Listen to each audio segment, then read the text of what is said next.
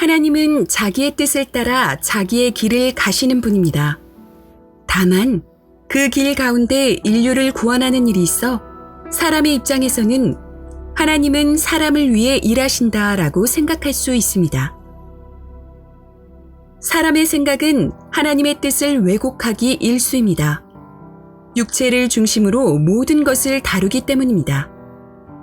사람이 자기 육체를 위하는 것은 본성입니다. 믿는 자라도 육체가 있는 한 육체의 생각에 영향을 받습니다. 마귀는 바로 이 점을 이용합니다. 신자로 하여금 사람의 생각을 붙잡게 하는 것입니다. 사람의 생각이라는 것이 악하고 불합리하다는 것이 아닙니다. 심지어 그것이 하나님을 돕는 것처럼 보일 수도 있습니다. 베드로도 그렇게 이용당했습니다.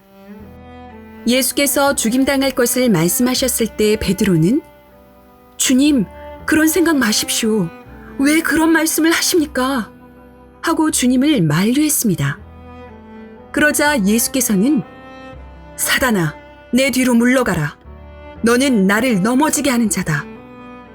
하고 베드로에게 일침을 가하셨습니다.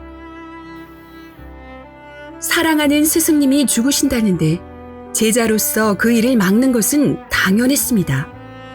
예수께서 죽으시면 그의 모든 일이 수포로 돌아가는 것 아닙니까? 베드로는 주님을 사랑하는 자로서 또 12제자의 대표로서 주의 죽음을 막는 것이 마땅하다 생각했습니다. 하지만 하나님의 뜻은 그의 생각과 달랐습니다. 예수께서 죽임당하시는 것은 아버지께서 미리 정하신 뜻입니다. 아무도 막을 수 없고 막아서도 안 되는 일입니다. 베드로가 바로 그 일을 막은 것입니다. 베드로는 주님을 방해할 생각이 추호도 없었습니다. 오히려 최선을 다해 주님을 돕고 싶었습니다. 다만 그는 하나님의 생각보다 자기 생각을 더 신뢰했고 그 결과 사단의 편에 서게 된 것입니다. 사람의 방법이 하나님의 뜻보다 합리적이고 선해 보일 수 있습니다. 하지만 그것은 결국 하나님의 뜻을 거역합니다. 하나님께 어떤 자로 기억되기 원하십니까? 방해자입니까? 돕는 자입니까?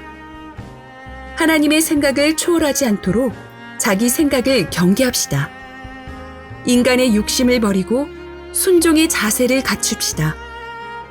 기도를 하더라도 자신의 유익을 구하기보다 하나님의 나라를 위해, 교회를 위해 기도합시다.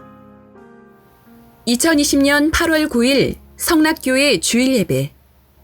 하나님의 뜻을 따르자. 김성현 감독님 설교 중에서. 제작 성락교회 성락선교센터